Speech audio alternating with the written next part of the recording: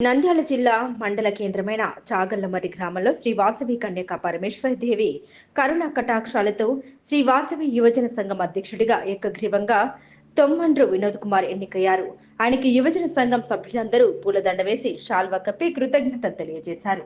గతంలో చెప్పినట్టుగానే అయ్యప్ప స్వామి దేవస్థాన ఆలయ ఆవరణంలో రేకుల షెడ్డుకు గాను విరాళం అందించిన తొమ్మండ్రు వినయ్ కుమార్ కు ఆర్యవైశ్య సంఘం యువజన సంఘం ఆధ్వర్యంలో పూలమాల వేసి శాలువా కప్పి ధన్యవాదాలు తెలిపారు.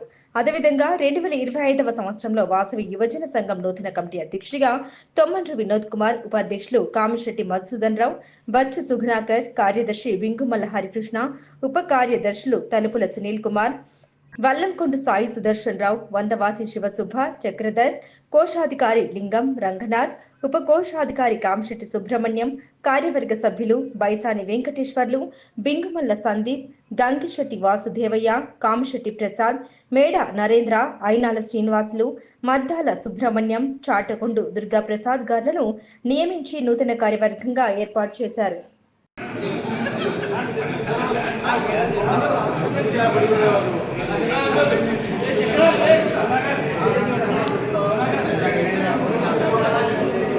రైట్